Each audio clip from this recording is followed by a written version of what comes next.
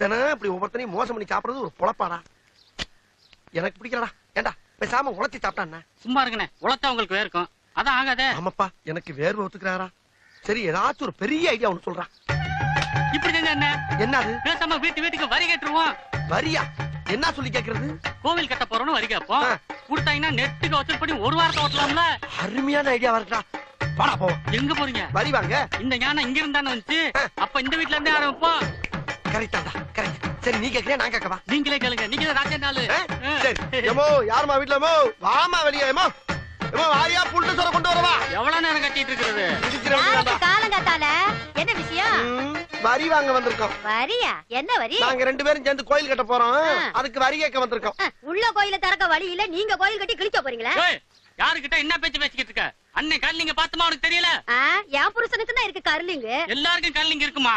ஆனா இந்த கல்லிங்